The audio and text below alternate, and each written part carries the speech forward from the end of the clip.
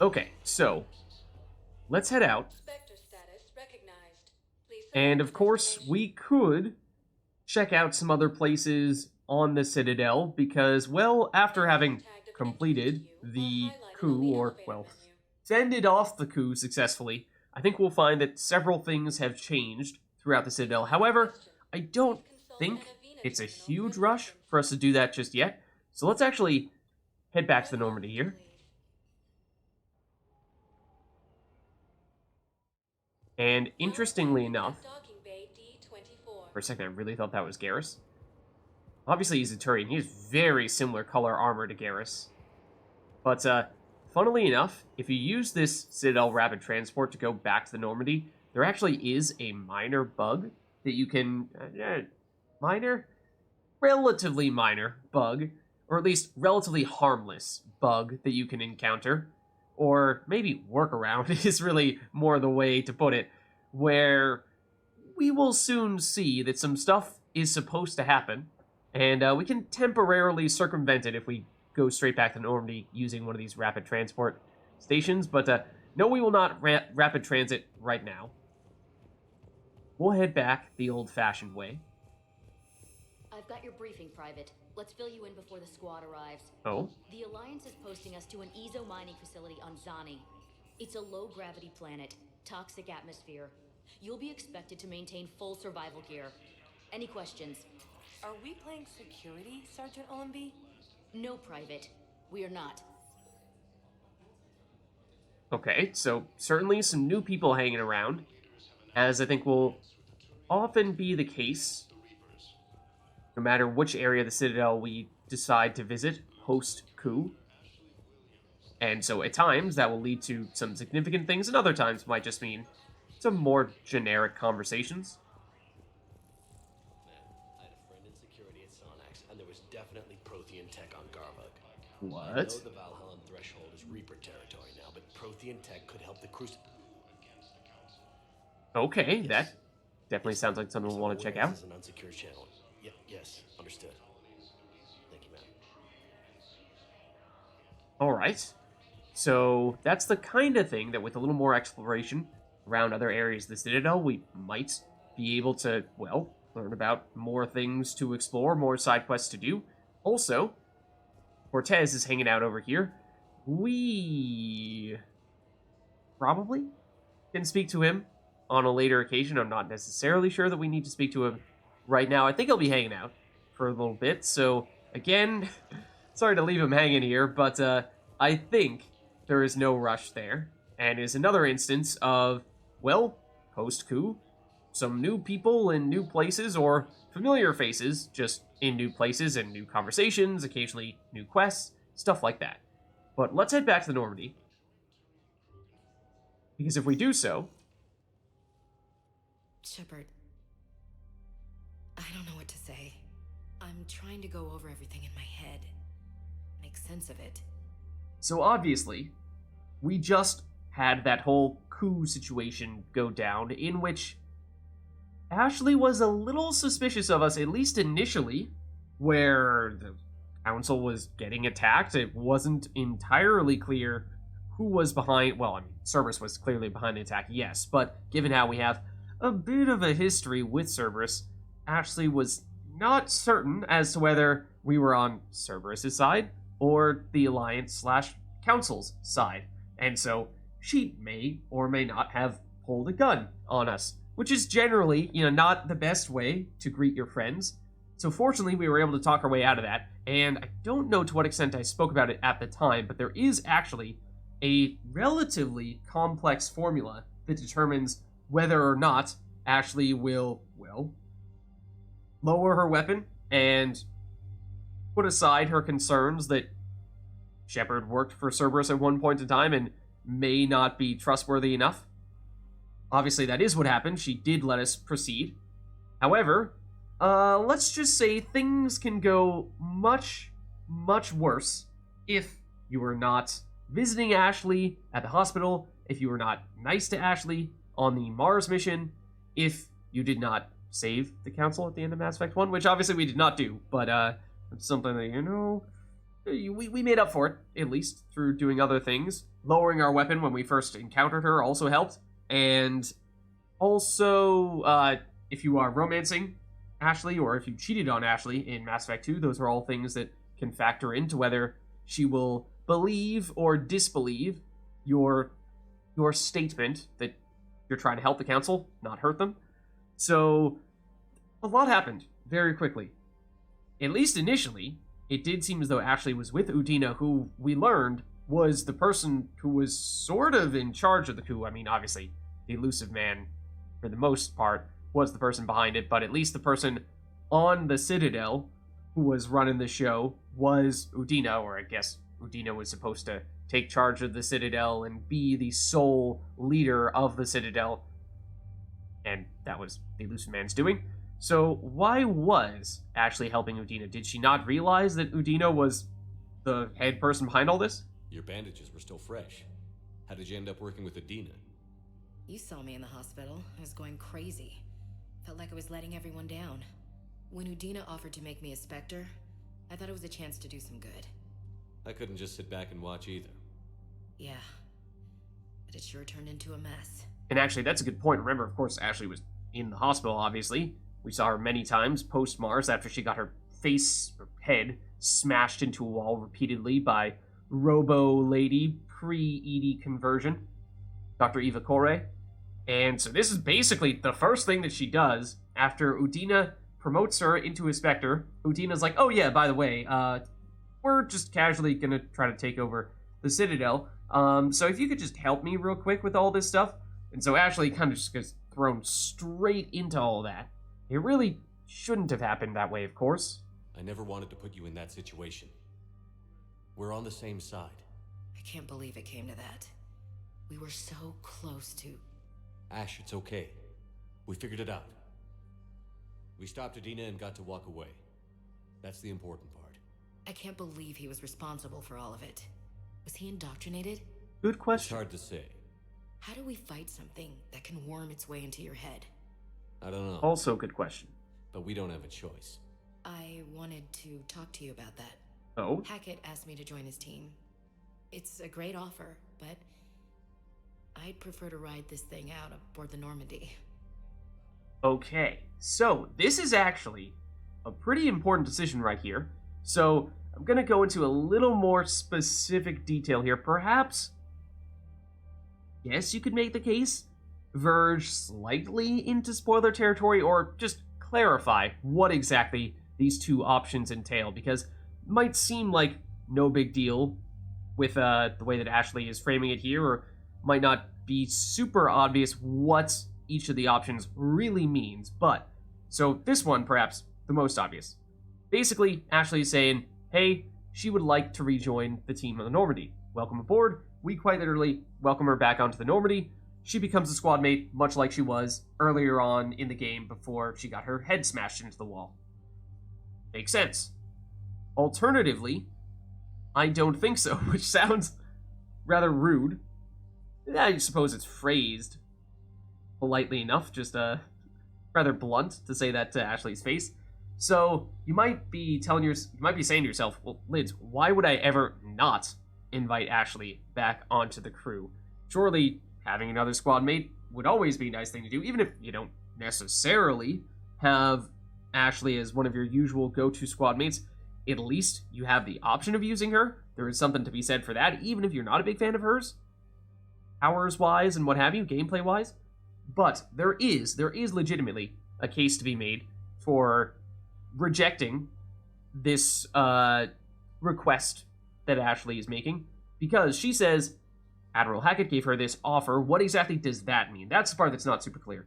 What that means is that if you say no here, she will not join your team. She will not be available as a squad mate for the remainder of the game.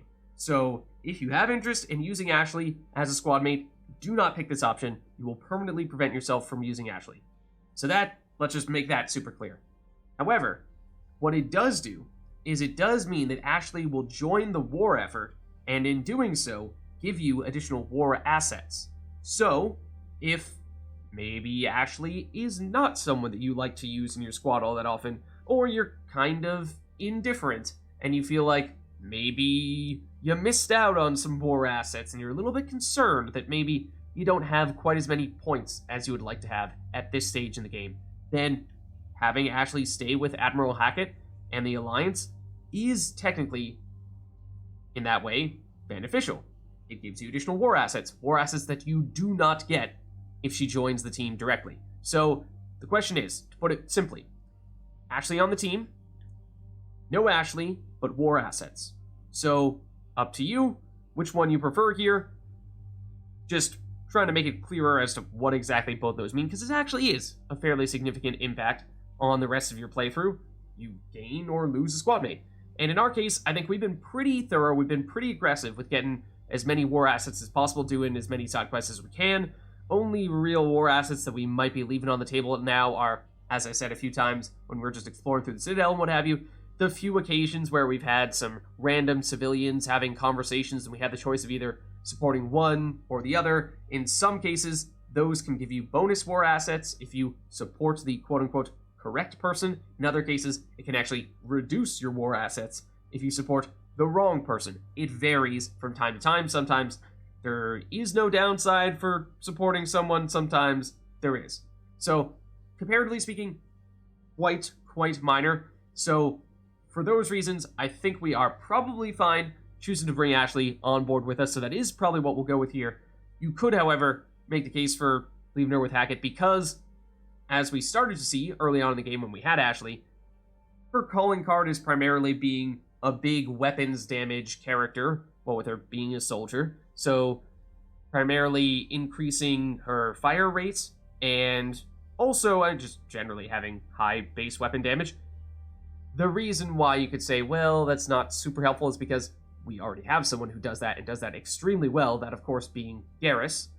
Also has tons of weapon damage, just absolutely absurd weapon damage as we've started to see, and also has the ability to get rid of shields with overload. So he has tons of damage and has a little bit of additional utility getting rid of shields. Ashley, tons of weapon damage. Her ammo effect is disruptor ammo, which is particularly effective against shields, so also is good for pure weapon damage plus shields, just in a slightly different way. So there's a lot of overlap between those two. If things have been working with Garrus for you, then you could make a decent case that adding Ashley to the equation is not a huge help. Of course, you could bring both Ashley and Garrus with you on the same missions, but that's, well, maybe overkill, and you might be looking for something that is more, I don't know, crowd control based, because that's perhaps Garrus's one shortcoming, and Ashley might be slightly better with that, with things like concussive shot, but it's still not really her strength compared to someone like, say, Liara or Javik with biotics. So we will still bring her aboard, but those are all the reasons, or all the things that happen if you welcome her aboard or choose not to welcome her aboard, and reasons why it might be beneficial or detrimental to do so. So we will do it for all those reasons. We will bring her aboard. Permission granted. Couldn't do this without you. I'll grab my gear. And Ash, Yeah? it's good to have you back. Yes, sir.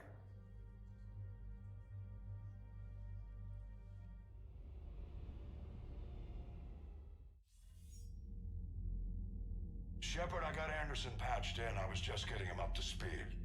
Udina? That SOB was always power-hungry. But this? He wasn't in charge. Cerberus was just using him to take control of the Citadel. Yeah, What the he hell was a for? token. I don't know. Not yet. Could have been a lot worse. Shepard stopped the assassination attempt on Counselor Shield. Kailang. What? Your assassin. I'll have Hackett send you my reports on him. Oh, that's weird. Anderson got cut off a little bit there, but what did he say? Yeah, or at least it says, short story, be careful.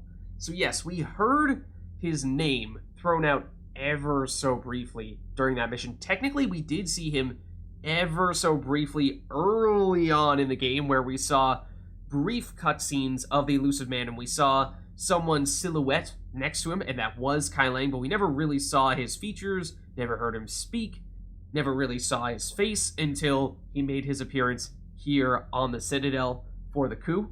And now we have a much better sense as to what he's all about, but he did kinda come in out of nowhere. I believe technically there's what? It might be a comic a Mass Effect comic that has a little bit of a backstory on him, and so he's technically not coming out of nowhere, but at least in the games, this is his first major appearance was on the Citadel coup. So, you know about this Kailang guy? Because he's pretty new to us. Pretty mysterious, it seems. I take it you two have met. Kaylee Sanders and I had our share of run-ins with him. I shot him in both legs once. Thought that might be the end of him. But he showed up again on Omega, even stronger. Elusive man patch him up? That'd be my guess. Alright, I suppose he does do that. Able to do with you and Grayson. It's a safe bet Lang's even more dangerous now. Okay, that is definitely good to know. I'll take whatever advantage I can get against these bastards. Their attempts may have had at least one unintended side effect. I received word from the Asari counselor. They're requesting an update on the Crucible. Lang isn't scared. Enough to send help? Oh. Yes, the Asari and Solarians are both throwing in their support now. Nice. How's your progress on the Crucible? Good. Our estimates suggest we've completed nearly 50% of the known work. What about the unknown work? Once decoded, the schematics are designed in such a way that allows our scientists to easily translate the information. It's not Prothean specific. That's good.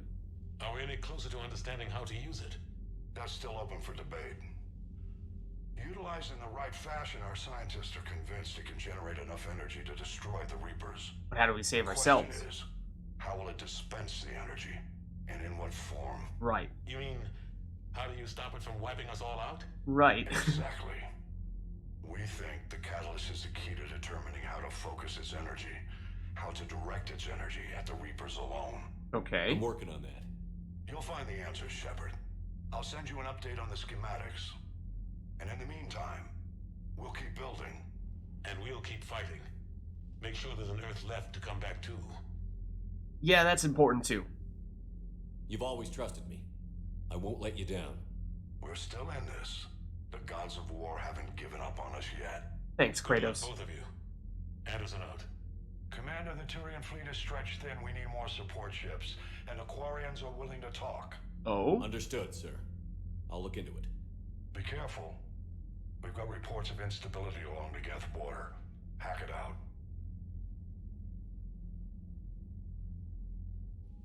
Shepard, do you have a moment? I A suppose? contact within Asari High Command was insistent I pass on a distress signal to you.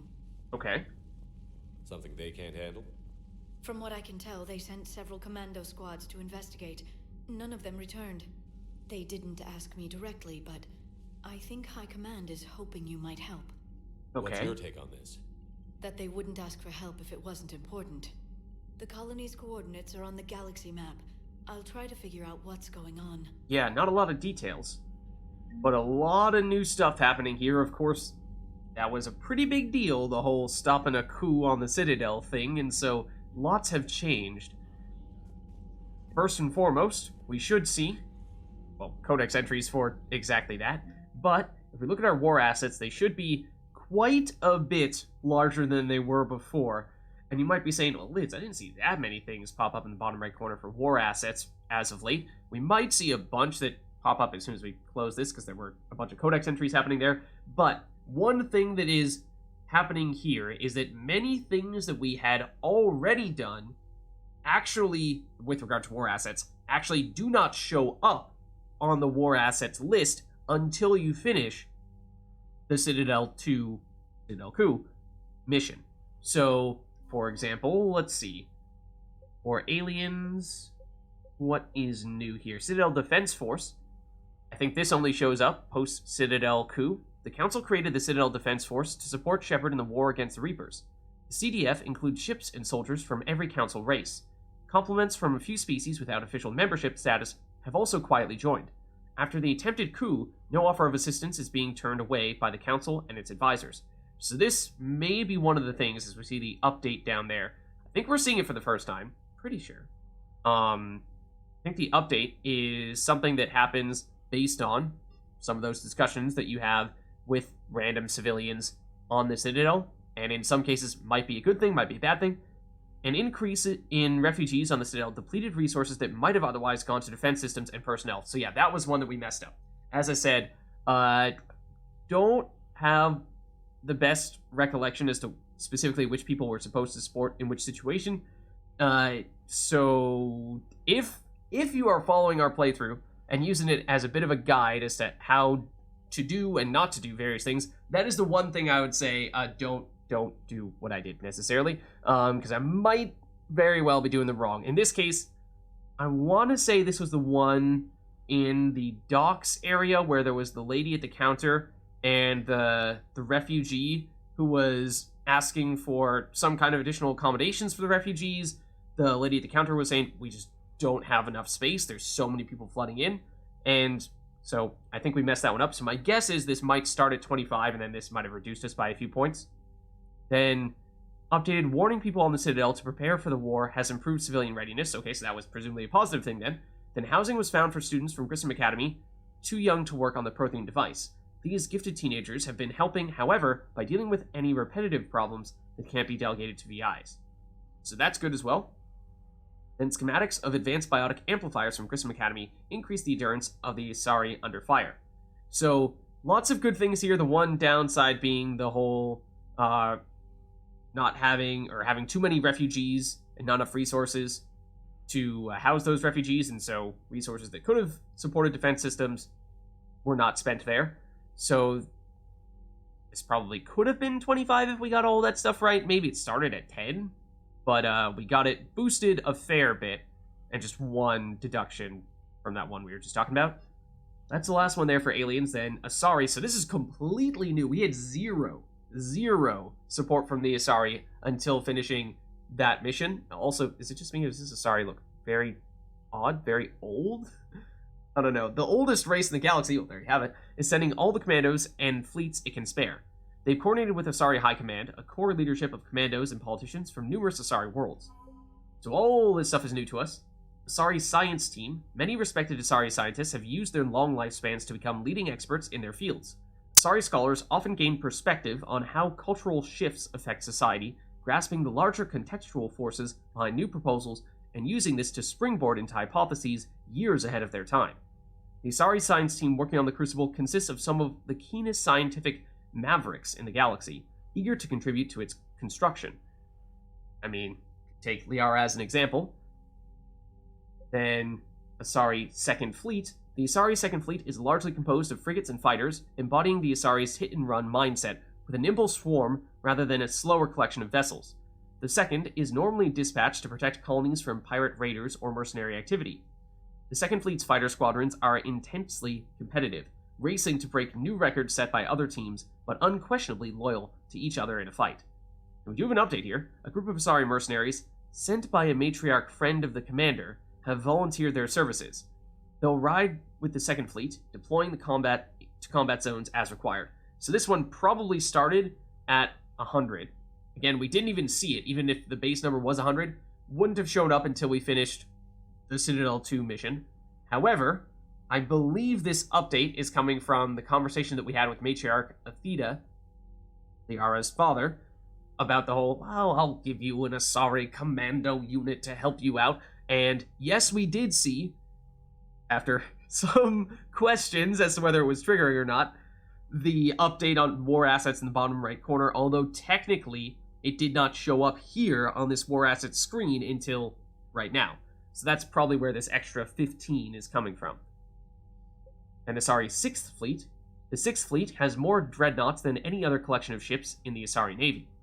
An almost superstitious dread has grown around its entrance into conflict, as any war with the fleet has never remained small. It was the 6th Fleet that flew against the Rachni at the beginning of the Rachni Wars, and it was the 6th Fleet that liberated the first colony under siege in the Krogan Rebellions. Unfairly or not, its service people have a reputation for being sober, serious, and humorless. Nevertheless, the 6th Fleet is a welcome sight for any ally when it arrives. So, the Asari, of course, one of the 3 major council races, not necessarily known for its large military force, but does still have a pretty significant hold on the galaxy, influence the galaxy, and so definitely a big deal to get their support. Then a little bit of support from the Solarians, who I believe we have a tiny bit here before. We might have already had Kirahi, because of course we spoke to him on Surkesh, and I think he still showed up immediately after we finished Surkesh. But new this time round is the STG Task Force. While the Citadel Council officially dismissed the existence of the Reapers for years, yes, they've dismissed those claims, high-level STG operatives harbored suspicions that their return might be imminent after the Battle of the Citadel. And after Shepard non-stop insisted that the Reapers were going to be coming and everyone would not believe us, eventually, rumor grew into a little more than rumor. Sightings, perhaps, colonies, home worlds even, getting attacked by the Reapers, and finally, people started to believe us and make preparations. These leaders quietly began to advise the Special Task Group to prepare for the worst. In accordance, the STG is ready to deploy a sizable task force to deal with the Reaper threat. So, this is not a whole fleet, unlike what we saw with the Asari. The STG are actually sort of like the Solarian-specific Spectres. In fact, they were the predecessors to the Spectres, because I believe it was the Solarians that proposed initiating the Spectre program to begin with, based off of the luck that they had with the STG, which is basically sort of like Solarian secret agents. So, decent in terms of, 70 points from just a small group of individuals, but, it's still just a single small group of individuals compared to entire fleets that other races have committed to the cause, so it's, comparatively speaking, not a lot. And the Turians, of course, they are the primary military force, at least of the 3 primary Citadel or Council species. So the threat of Turian firepower once kept entire armies in check. I think we did have some Turian resources showing up here already. Now the hierarchy, its vast fleets and numerous soldiers are needed to win the largest war in galactic history. So new this time, though, is the Turian 6th Fleet. The Turian Navy has the most dreadnoughts of any known species in the Milky Way. However, most dreadnoughts, yes. Technically speaking, the Quarians have the largest fleet on the whole, however, for whatever it's worth. The Turian hierarchy limited production of these ships only because the Treaty of Ferrexen strictly controls the number of dreadnoughts due to their destructive capabilities. The Turians are like, we're never going to stop building these things unless you guys force us to. The Turian 6th Fleet is technically classified as a peacekeeping fleet. It's an interesting way of phrasing it. Before the Reapers, it was chiefly used to patrol space around the Citadel. Now it's ready to fly to areas trying to fight off the invasion. So that is a whole fleet right there, 135. Again, compare that to the 90 that is all of the support that the Solarians have given us, and much of that is coming from a single individual, Kirahi. That's why Kirahi is such a bro, but the Solarians still a little greedy when it comes to providing support. So yeah, we're going to see a lot more Codex entries, and might see some of those things we're just looking at for war assets popping up in the bottom right corner as well. And we also heard mention from Hackett that the Quarians might be interested in providing some support, and as I was just saying, although the Turians might have the most dreadnoughts, Quarians technically have the largest fleet. Goddamn Cerberus bastards. And Udina too. Son of a bitch.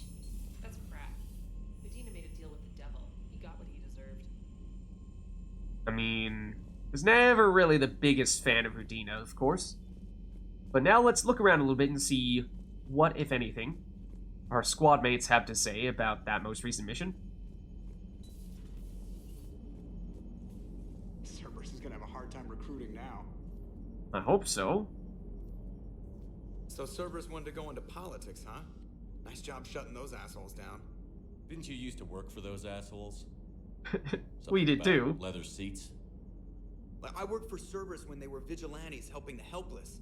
Now they're a little too mainstream and evil. They're way too mainstream for me now. You know what I mean? Kick their asses. And also that Ash aced the don't shoot your commander portion of the Normandy reinstatement test. Yeah, that is an important test, but let's be nice. We're trying to welcome her back in. Go easy on Ash. She's been through a lot. Yeah, like drawing a gun on a superior officer, nearly getting the council killed. That's not gonna look good on the yearly performance review. Ooh. Yes, but also, still, she's just coming back and got thrown straight into the fire. Hello, Shepard. Hello, Edie. What's on your mind, Edie?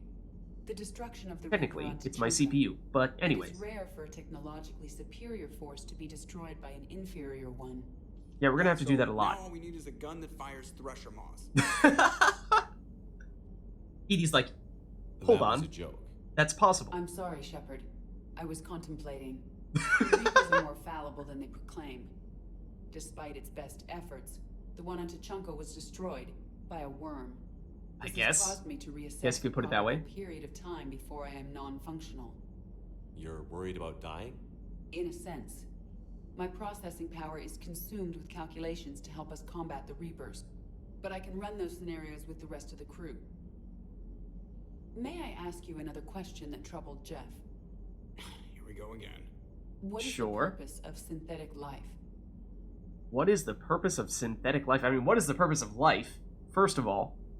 Then just add a little synthetic at the front of that statement, and you are asking one of the deepest, most philosophical of questions. So, well, isn't there like a whole field of psychology that says that life is what you make of it? I don't know. I'm no psychologist. I'm no philosopher. Philosopher, I suppose. I'm no philosopher. It's not that different from organic life. A free-willed synthetic chooses what it wants. But the purpose of organic life is to preserve itself long enough to replicate copies of its genes in succeeding generations. Yes, My to a purpose certain is extent. Not so clear. The other successful synthetic life forms that I have examined for comparison are the Geth and the Reapers. Yeah, but see, sure, from a survival of the fittest standpoint, technically speaking, yes. The name of the game is surviving long enough to reproduce and have your young be successful so that they can continue to carry on your species, and your species hopefully grows and becomes more capable of surviving long term as it becomes more self-sustaining, or at least capable of protecting itself from other threats. That is the purely, again, sort of the Darwinist way of looking at it, but there are other aspects to life as well, at least certainly for species that have free will, and so there's more to organics than just that. Don't think like a Reaper, okay? Just because you're a computer doesn't mean you should think like a Reaper. Now, there's more to organics than just that. Reproduction isn't all there is. We find meaning in the work we do, good deeds we accomplish, love. I see. I will search my files on the biographies of humans to see if prominent figures follow the pattern you suggest. Okay, I guess that's one way to do it. It appears many humans did in fact do so. That was quick. Gotta love quantum computing. I was gonna say, that is a pretty quick research job right there. I will alter my processing power to give priority to your stated goals. Duty, altruism, love. Wait, you're just gonna turn yourself good? Can you do that? It should take some time. If I have further questions, I will speak with you again. Thank you. Okay. Alrighty then, Edie. And in doing so, we actually unlock one of Edie's bonus powers, Defense Matrix, which, as it turns out, is probably the bonus power that is most intriguing to us, because it's been a while since we last used Edie, or at least we haven't used her all that much, but it is kind of like her version of, what is it called for James? Is it Fortification for James, or Barrier? All those types of skills where it increases your defenses, reduces the amount of damage that you take, generally increases the amount of time it takes for you to use skills while it's active, which is a little bit of a downside, that one reason why we might not necessarily rush into it, but having damage mitigation is pretty nice. And in the case of Defense Matrix specifically, when you deactivate it, it recharges shields for you, which is great because it means more life. If you're about to go down, then getting shields back means that one more hit might not be capable of killing you, especially because I believe it reactivates your shield gate, which is, to what extent we've spoken about this already, but shield gate is the thing where basically if you have any shield, or technically barriers, on Shepard, then in most situations damage is not capable of one-shotting you, not capable of immediately killing you with one hit. Instead, what it will do is the first hit will deplete all of your shields / barriers, and then, depending on what difficulty you're in, there is a brief period in which you cannot take damage, and then after that period goes away, then the next hit is capable of depleting your HP, and if it deals enough damage, killing you. So it's primarily a way of making sure that, A, you don't poke your head out of cover and then immediately just get blasted to smithereens and game overed, because that doesn't feel good. On higher difficulties, the amount of time there is in between losing your shield/barriers and that brief period of invulnerability, that period of invulnerability is much shorter on the higher difficulties, for what it's worth.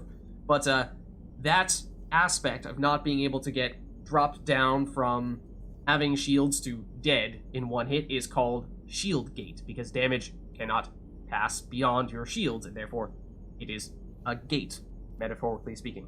So, because Defense Matrix, when you purge it and give yourself shields, reactivates your shield gate, it is basically a way of, yes, giving you back more shields, but also a way of making it so that you can absolutely take another hit before that hit's gonna just deplete your shields. You'll still have health.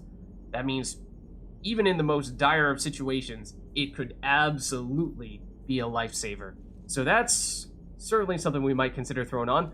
We've actually, thus far, we've been doing pretty well from a survivability standpoint, which I'm sure I've now just jinxed, so knock on wood. But that is probably the best defensive upgrade we could consider making. Have you got a minute? Hold on, Trainer has something for us. Commander, I found something you need to see. Oh? What have you got? A group of Cerberus scientists cut ties and fled. Perhaps they finally realized they were on the wrong side. You don't Okay. know what they were researching, but they were among the Elusive Man's top scientists. They could help build the Crucible. What? I mean, on one hand, yes, if they're good scientists, we could use all the good scientists to work on the Crucible that we could possibly get. On the other hand, if they're working for Cerberus, we did kind of see that the Cerberus people that we encountered on Mars, not just normal people anymore. Yeah, they've been implanted with Reaper tech. Their eyes were all blue and what have you. So I'm not really sure that we can trust those people on a whim and assume that they've completely turned the corner and they've put Cerberus in the rearview mirror, because, they might still have some kind of brain implant things that are gonna force them to abide by the Elusive Man's will and sabotage whatever we're working on. So, I mean, yes, it's a good idea, but also, can we trust them? Maybe we could recruit them. Lots of Cerberus people think they're doing the right thing. I know I did. And you were right, Commander. Whatever crimes Cerberus is committing now, I was on Horizon when the Collectors attacked. Really? You'll recall I mentioned growing up in the Terminus systems. I was visiting my family at home. While the Alliance was running studies, you were saving me and my family. Yeah, that was a place we went in Mass Effect 2. Make contact with the scientists? They've been unable to find them, but they're searching. As is Cerberus. I've been monitoring Cerberus communications. I've charted signal frequency from various Cerberus cells by location and cross-referenced known ship movements. You found them? I believe so, yes. Nice work. Put it on the map and I'll give it a look. It's on the map now, Commander. Thanks. Alright.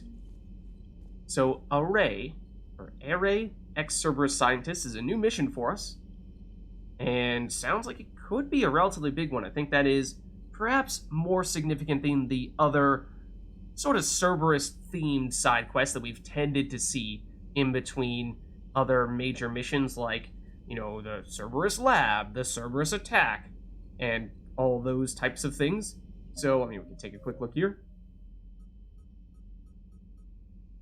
So, this is the update we saw from just overhearing a conversation from somebody on the Citadel, saying that there was potentially some Prothean data that we might be able to recover from a planet somewhere. Priority Perseus Vale is the next main quest mission, the one that Hackett was alluding to. The Quarian fleet offers both technical specialists and support ships to assist with the Crucible. Meet the Quarian admirals and obtain their help in the war effort. As I was saying, technically the largest fleet in the galaxy, and so for that reason, would be very useful to have them contributing to the war effort, and generally speaking, very strong group of technical specialists. Then Masana Distress Signal. We heard about this? Oh, this is the one that we heard from Liara. Asari High Command has requested help dealing with a distress signal on an Asari colony. Go to the colony and investigate the situation. Okay, so that's another one we can add to the list. Then this one we just learned about from Trainer. Array ex-scientists. A group of top-level scientists have cut ties with Cerberus and are fleeing their former employer. Rescue the scientists before Cerberus can find them. Okay, so lots of things getting added to our list after having completed Citadel coup. Take a look at our emails here as well. And we have several things. Let's take a look at priority Citadel shore leave. Start at the bottom, work our way up. From Admiral Hackett, Commander Shepard. I'm ordering the Normandy into dry dock on the Citadel for much-needed repairs. She's seen a lot of action lately and needs a little TLC. A small army of techs will take care of the details once you arrive, so let's get your crew out of there. You're all on shore leave. That's an order. We'll need everybody at their best. One more thing. Admiral Anderson has an apartment on the wards. Head over there when you arrive. I hear it's a nice place. Hackett. Okay, well, technically speaking, as you see from the title of this email here, Priority Citadel Shore Leave, it is also a new quest we're going to get here. It is actually a DLC mission, and one that you can start as soon as you finish Citadel 2. However, it's one that we will probably choose to wait possibly until the very end of the game before doing. We'll talk about this a lot more later on, but for now, let's just put it on the back burner. Then we have Kailang's Dossier from Hackett. Shepard, as promised, here's what we have on Kailang. Okay, so from Alliance Records, Kailang's Dossier. This is actually really, really important that you read this. Might seem like, oh, it's just a random email. It doesn't matter at all. It's important, trust me. So once you finish that conversation with Hackett and with Anderson, make sure you go to your private terminal here and make a point of reading this message pretty much right away. So name Kailang, Data Systems Alliance Military Enlistment, November 14th, 2172. I believe it is 2185 right now, so that means 13 years ago. Age of enlistment, 16. Credentials faked. That means he was supposed to be older than that, but he faked his credentials, so he was actually 16 and wouldn't have been eligible if we had realized that was the case. So what if we said, this was 15 years ago, so he's 31 now, I suppose, probably thereabouts. Okay, Tours of Duty, 2172, so that's, right when he started.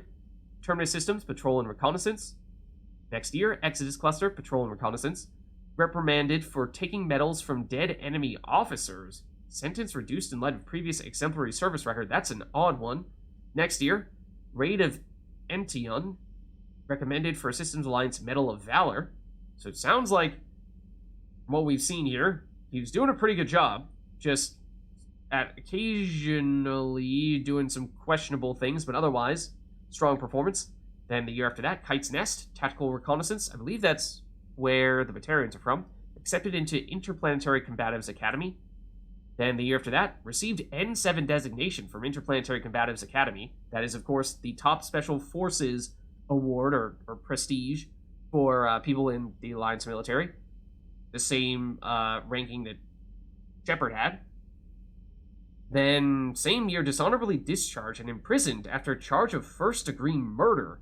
So, performed well, but at the same time, definitely some red flags here and there, like the part where he murdered someone.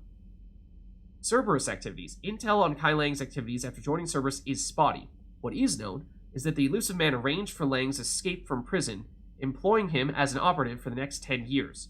Lang is now believed to be the Elusive Man's most trusted agent, working as an infiltrator and assassin. His cybernetic modifications appear to include Cerberus's Phantom-class implants, and we did, of course, encounter some Phantoms for the first time on the Citadel coup mission there. Those were the enemies that have the swords, they have the ability to cloak and go invisible, they have the ability to create basically like spheres of force fields around themselves and at least temporarily prevent you from firing any sort of abilities at them. So Lang has those abilities as well, which sounds like that's going to make for giving him a lot of additional power. So that's the latest on Lang. Then some other updates from Vega, This time, hey, Commander. Just wondering if you've got some time in the near future. Nothing critical, just wanted to chat. Vega. Okay, I mean, we might poke around the Normandy a little bit and see if we can chat with some people soon. Then Adrian Victus. You might remember that name. Commander Shepard. This is the Turian, Adrian Victus, the Primarch now? Or is that his son? This is probably the Primarch. Pretty sure. Cerberus just ambushed a Turian cruiser full of high-ranking hierarchy officials. The cruiser managed to escape, but its location was top secret.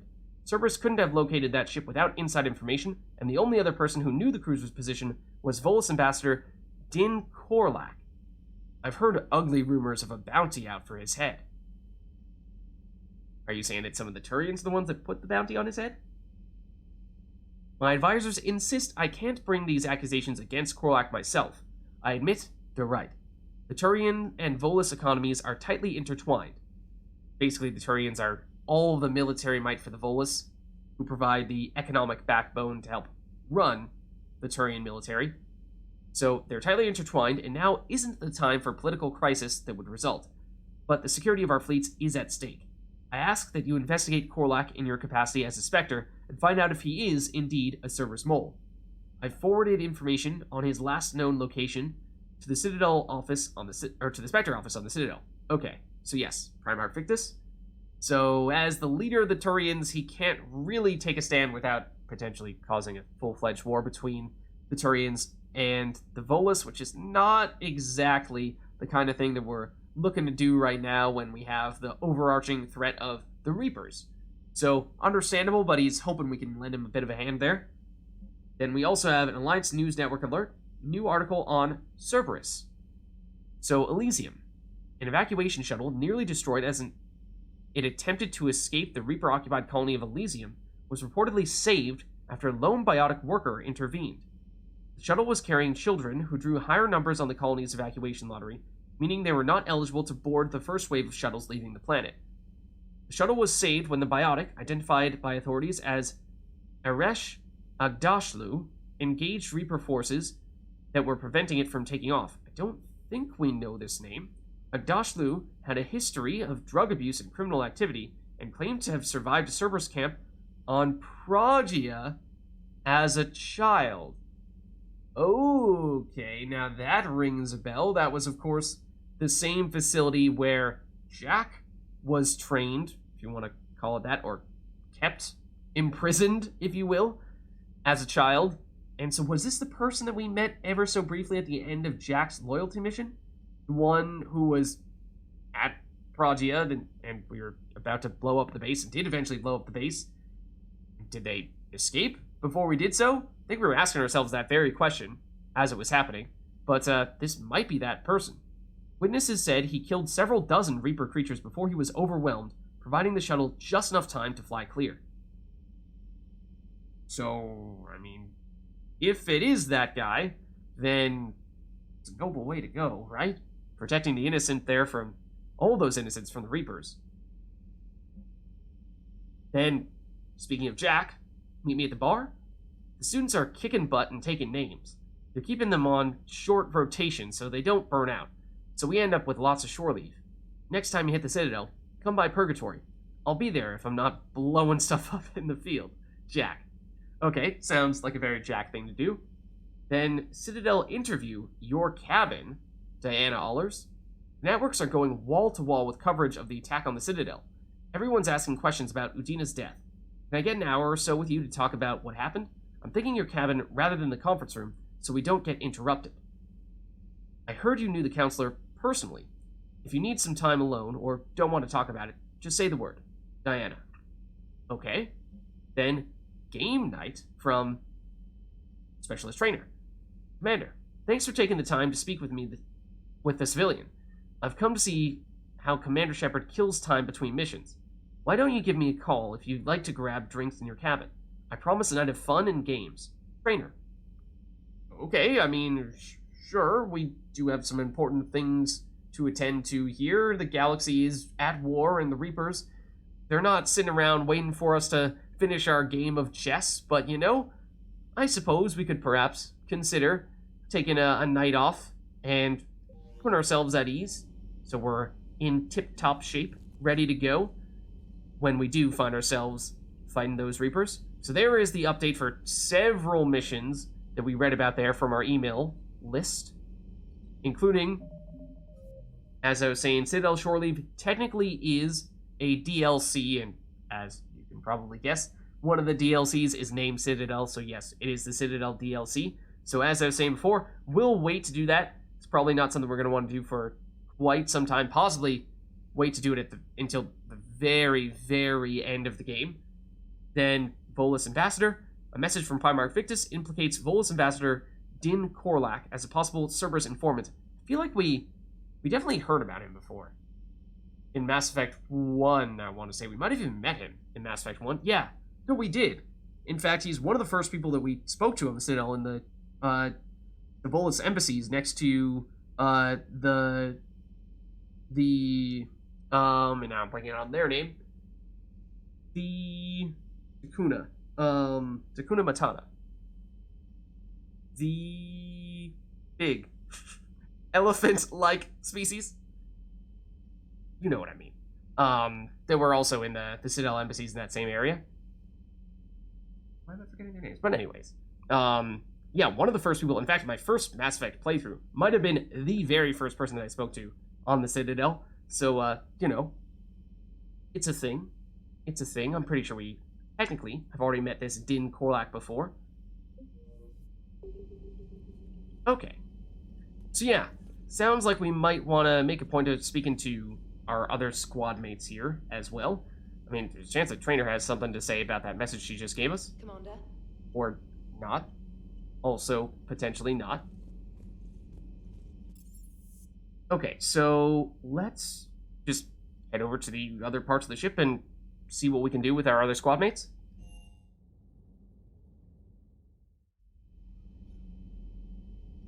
And, well, there's Garrus right there. Shepard. Hell of a day. Udina loses his mind. The Citadel almost falls. And you almost had to put down a friend. Got a little tense there. If it had come down to it, could you have pulled the trigger? Elcor is the name of the species that eluded my mind for some reason. One of those things where it's like, the more you think about it, the less it, or the harder it becomes. But anyways, would we have been ready to pull the trigger on Ashley? Really would not have liked to have done that. Fortunately, it didn't come down to that. I don't see how. We start killing our friends, and war turns into murder. But it doesn't always give us the easy way out, does it? At least Ash didn't have to join Caden. Let's hope he's looking out for us.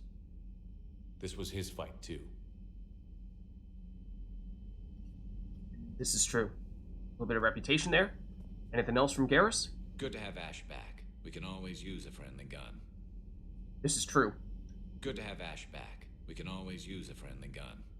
Indeed.